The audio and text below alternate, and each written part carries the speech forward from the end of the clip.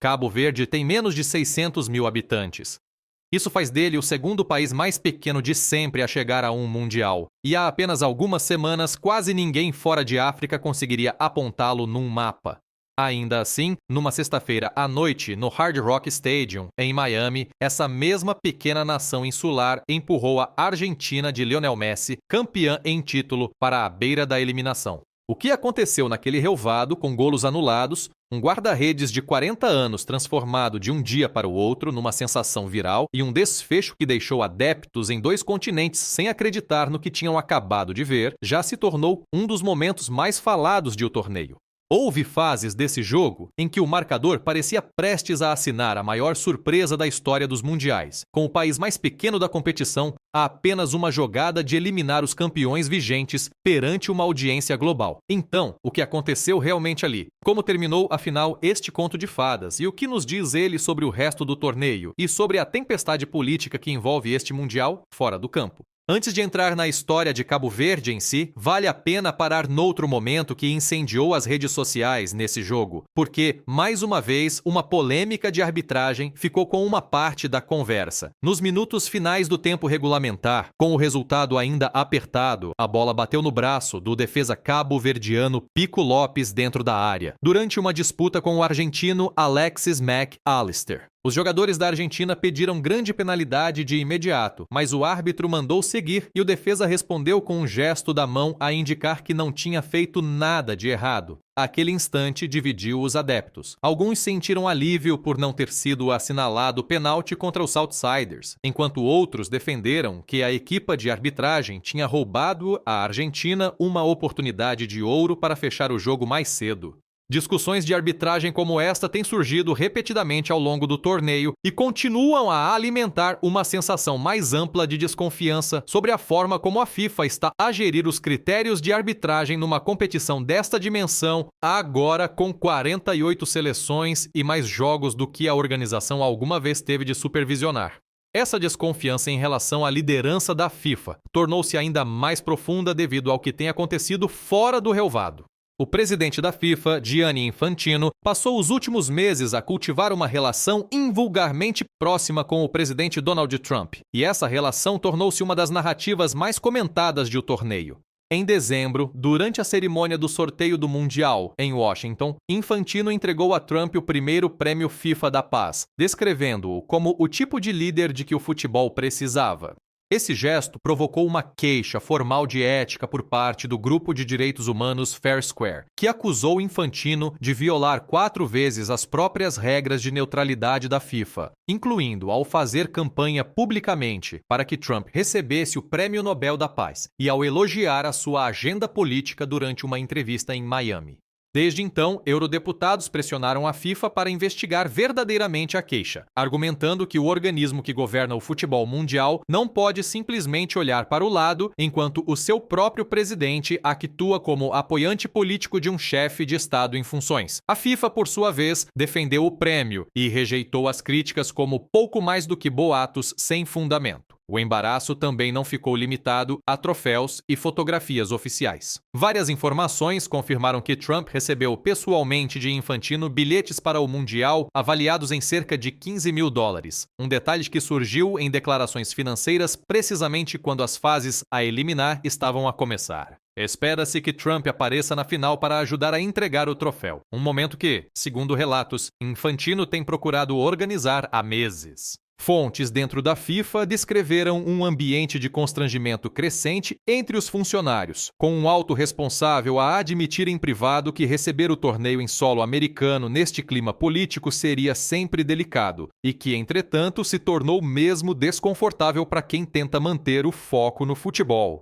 A política de imigração transformou-se no seu próprio foco de tensão.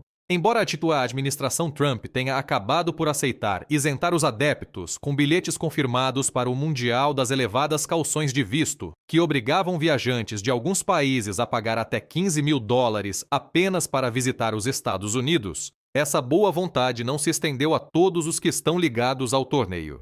Relatórios publicados durante a primavera e o verão detalharam a recusa de entrada a um oficial somali, além de obstáculos semelhantes enfrentados por adeptos do Haiti e por responsáveis do Irão.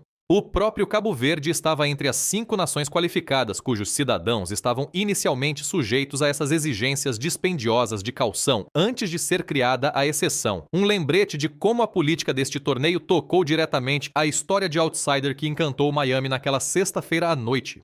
Para uma seleção que construiu toda a sua narrativa mundialista em torno da ideia de ser o pequeno intruso corajoso que ninguém esperava ver ali, é uma ironia estranha que os seus próprios adeptos tenham enfrentado barreiras adicionais só para ver os seus heróis jogarem solo americano. Mas nenhum desse ruído político fez Cabo Verde recuar depois do apito inicial. Este também não foi o único jogo de cortar a respiração nos 32avos de final. Vários favoritos teóricos do quadro sofreram muito mais do que se esperava contra adversários que, no papel, tinham poucas hipóteses. O que reforçou entre os adeptos a ideia de que, embora o formato alargado a 48 equipas produza algumas goleadas desequilibradas na fase de grupos, também está fora de testa a oferecer eliminatórias muito mais competitivas do que os críticos tinham previsto.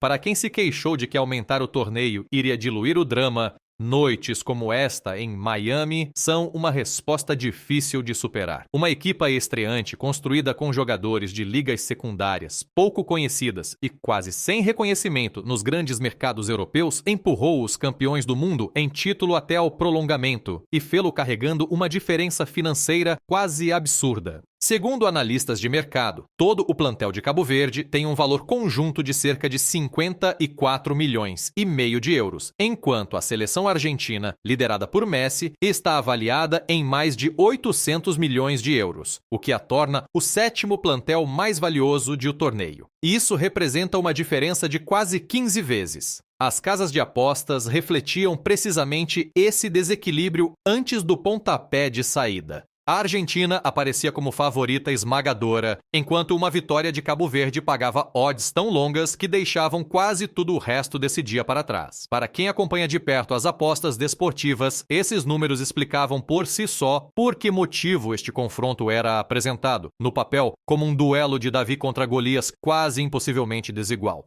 Ninguém, porém, esperava que David fizesse Golias suar tanto e durante longos períodos do jogo, as casas de apostas terão sido obrigadas a recalcular as suas odds ao vivo, em tempo real, algo que só acontece quando uma surpresa deixa de parecer uma nota estatística e começa a parecer mesmo possível. E é aí que começa a verdadeira história desta noite. Cabo Verde chegou a estes 32avos de final depois de uma fase de grupos que já era histórica por si só. Conhecida como os Tubarões Azuis, a equipe empatou 0-0 com a Espanha, campeã europeia em título, num resultado que muitos descreveram como uma das maiores surpresas do torneio, já que Cabo Verde nem sequer precisou de ganhar para que esse resultado fosse celebrado. Seguiram-se novos empates contra o Uruguai, bicampeão mundial, e contra a Arábia Saudita, resultados suficientes para garantir o 2º lugar no grupo H e, de forma notável, eliminar o próprio Uruguai da competição. Essa campanha deixou Cabo Verde invicto à entrada da fase a eliminar, um feito que nem os adeptos mais devotos da equipa se teriam atrevido a prever quando o país garantiu a sua histórica qualificação no ano passado, tornando-se apenas a 2ª nação mais pequena de sempre a alcançar esta fase do torneio. Atrás apenas do percurso da Islândia no Mundial de 2018, na Rússia. Cabo Verde carimbou o passaporte para este Mundial ao vencer o Eswatini por 3-0, e desde então a equipa tornou-se uma verdadeira fonte de orgulho não só para a própria nação insular, mas também para a sua diáspora, que conta cerca de 1,5 milhão de pessoas espalhadas pelo mundo, muitas das quais contribuíram com jogadores para um plantel que agora faz manchetes internacionais. Contra a Argentina, Cabo Verde entrou em campo com uma compostura absoluta, circulando a bola com calma e sem mostrar nervos visíveis, mesmo perante a pressão de enfrentar os campeões do mundo em título. O marcador manteve-se 0-0 durante quase meia hora, até que ao minuto 28 chegou finalmente o momento que todos esperavam. Um passe milimétrico de Lisandro Martínez encontrou Lionel Messi, que picou a bola com delicadeza por cima do guarda-redes cabo-verdiano para fazer o 1-0. Com esse golo, Messi chegou aos 7 golos no torneio, igualando toda a sua produção no Mundial de 2022, no Catar, mas conseguindo-o desta vez em apenas 4 jogos, reforçando ainda mais o seu estatuto aos 39 anos, como o jogador mais decisivo que resta na competição. Esse ritmo goleador também o mantém como o melhor marcador de sempre na história dos mundiais, um recorde que já tinha assegurado na fase de grupos e que continuou a aumentar jogo após jogo, colocando ainda mais pressão sobre qualquer adversário com o azar de o encontrar pela frente, seja uma potência tradicional do futebol ou uma nação estreante como Cabo Verde. Cabo Verde, contudo, recusou-se a quebrar. Sob o comando do selecionador, conhecido amplamente pela alcunha bubista, a equipa continuou a competir de igual para igual com os campeões do mundo. Depois, na segunda parte, chegou o momento que desde então se espalhou pelas redes sociais na América Latina e muito para além dela. Derói Duarte, médio nascido em Roterdão, filho de pais cabo-verdianos, aproveitou um erro defensivo da Argentina e finalizou com um remate rasteiro e em diagonal que deixou o guarda-redes argentino sem qualquer hipótese de reação. Duarte, que passou pelas camadas jovens do Sparta Roterdão, antes de acabar no Ludogorets Razgrad, da Bulgária, partilha esta seleção com seu próprio irmão, Laros Duarte, acrescentando uma camada emocional extra ao que foi o seu primeiro golo oficial por Cabo Verde. Esse empate fez mais do que igualar o marcador. Transformou Cabo Verde na primeira equipa de sempre a marcar contra os campeões mundiais em título na sua estreia, numa fase a eliminar de um mundial. O estádio em Miami explodiu, e a milhares de quilômetros dali, em bares e pontos de encontro cheios de adeptos cabo-verdianos, as celebrações chegaram perto do caos absoluto. O 1-1 manteve-se até ao apito final do tempo regulamentar, levando o jogo para prolongamento. Mal começara o primeiro período extra, ao minuto 92, Lisandro Martínez voltou a aparecer, desta vez como marcador e não como assistente, cabeceando com força na sequência de um pontapé de canto para colocar a Argentina novamente na frente. Por um momento pareceu que o sonho de Cabo Verde podia finalmente ter chegado ao fim, mas os outsiders responderam outra vez. Ao minuto 103, Laros Cabral, um lateral de 23 anos que há apenas 3 épocas jogava na 5ª divisão alemã e que se estreou na Liga dos Campeões apenas alguns meses antes frente ao Real Madrid, assinou um remate fabuloso em arco para voltar a empatar o jogo a 2 golos. O percurso de Cabral resume tudo o que esta seleção cabo-verdiana representa. Nascido em Roterdão, com passagens pelos Países Baixos, pela Suécia e pela Alemanha antes de se afirmar como talento emergente no Estrela da Amadora, em Portugal, foi contratado pelo Benfica em dezembro passado, numa mudança impulsionada pessoalmente pela figura do clube José Mourinho. Que um jogador que competia em ligas alemãs totalmente amadoras há apenas 3 anos venha a marcar contra a Argentina campeã do mundo, no prolongamento e no maior palco do futebol é precisamente o tipo de história que prova que neste desporto tudo pode mesmo acontecer. O golo que acabou por decidir o jogo surgiu ao minuto 111, quando o defesa argentino Cristian Romero, carinhosamente conhecido como Cuti Romero, respondeu de cabeça a um canto com a bola a desviar no próprio Brian Borges, de Cabo Verde, antes de ultrapassar a linha. Esse desvio fez o 3-2 e selou o lugar da Argentina nos oitavos de final, onde irá agora defrontar o Egito. Mas só aconteceu depois de a Argentina ter sido obrigada a sofrer cada minuto. Um cenário que quase ninguém previa antes do apito inicial. Mesmo nos últimos segundos do prolongamento, Cabo Verde ainda teve um derradeiro lampejo de esperança, num livre perigoso de Cabral que o guarda-redes argentino Emiliano Martínez conseguiu de alguma forma afastar com os punhos para garantir a passagem da sua equipa.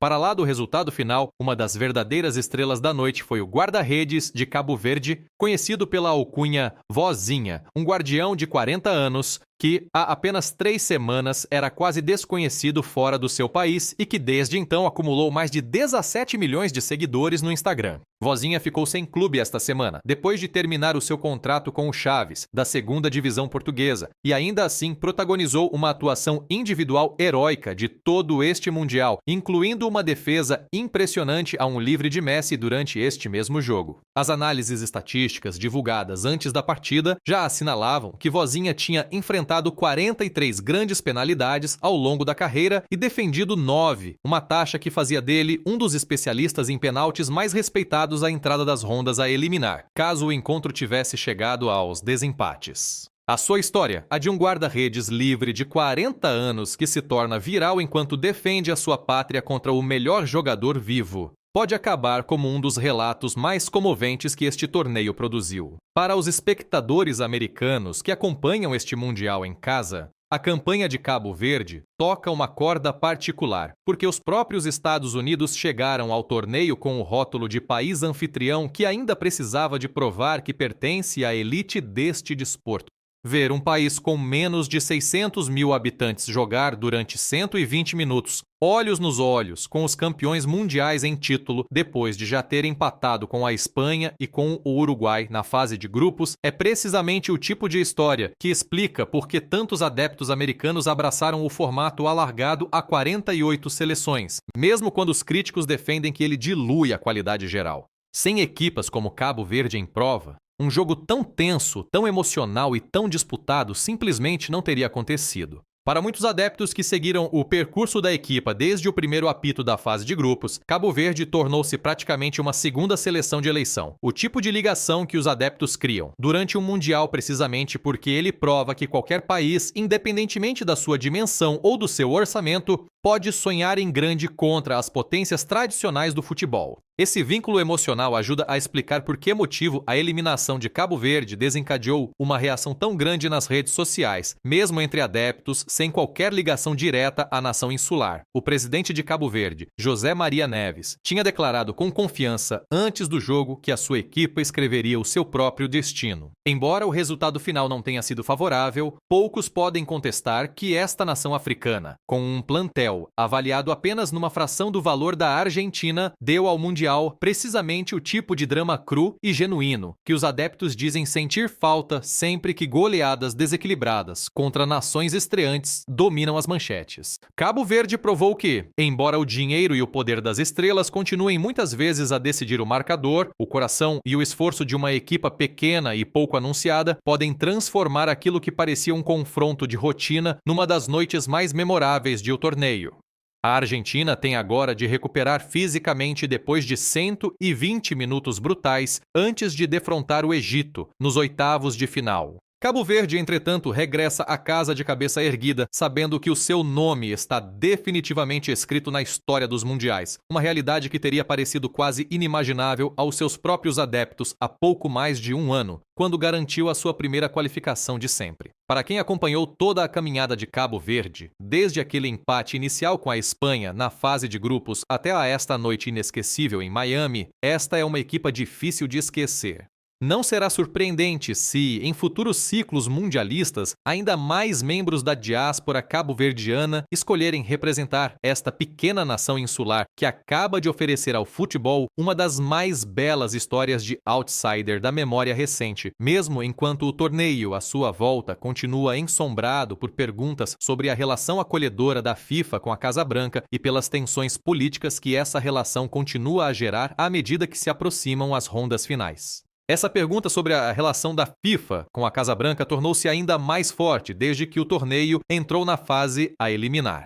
Esta semana, novas informações revelaram que Trump recebeu pessoalmente cerca de $15 mil em bilhetes gratuitos para o Mundial diretamente de Infantino. Uma divulgação que surgiu em documentos financeiros oficiais precisamente quando os jogos dos 32 avos de final estavam a decorrer nas cidades anfitriãs. Os críticos defendem que o momento dificilmente poderia ser pior, uma vez que surge quando o próprio Comitê de Ética da FIFA continua sentado sobre uma queixa formal aberta há meses, sem qualquer resolução pública. Deputados europeus enviaram há poucos dias uma nova carta à sede da FIFA, em Zurique, exigindo transparência sobre como ou mesmo se essa investigação ética está realmente a avançar. A FIFA respondeu mantendo-se firmemente ao lado do seu presidente e insistindo que as críticas não passam de rumores infundados.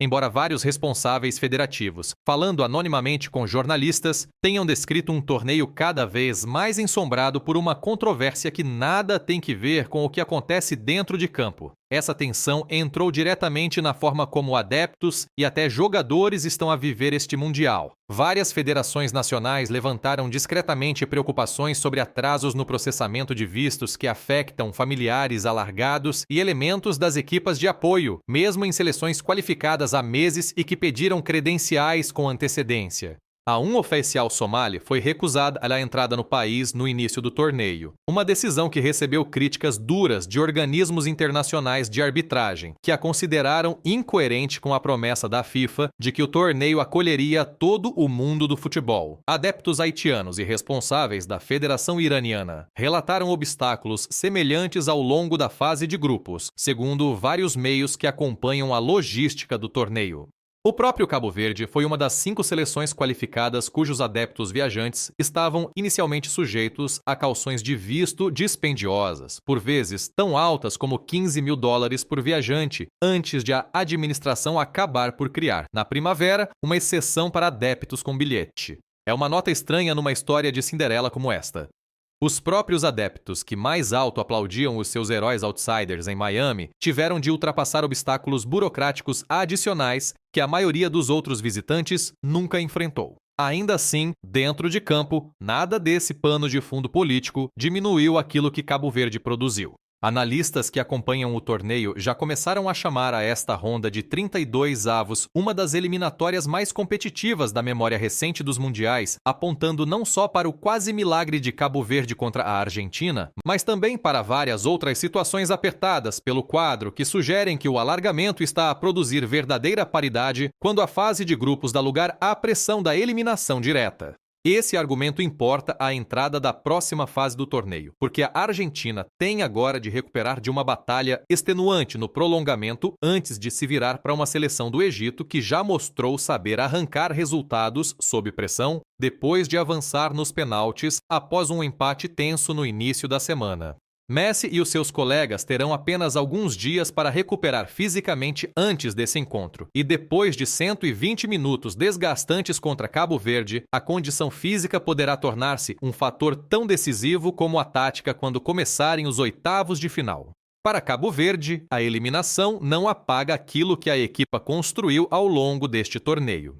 O pequeno arquipélago africano deixa o Mundial com uma fase de grupos invicta, uma exibição numa eliminatória que levou os campeões vigentes ao limite absoluto, e 2 histórias individuais, os feitos tardios de Vozinha e a ascensão improvável de Cabral desde as ligas amadoras da Alemanha, que já estão a ser descritas pelos comentadores como algumas das narrativas pessoais mais fortes de o torneio. Aconteça o que acontecer nas rondas que ainda faltam, e seja qual for o desfecho da controvérsia em torno da liderança da FIFA, a caminhada desta pequena nação no seu primeiro Mundial será provavelmente lembrada como uma das histórias de outsider que definem a era do torneio alargado.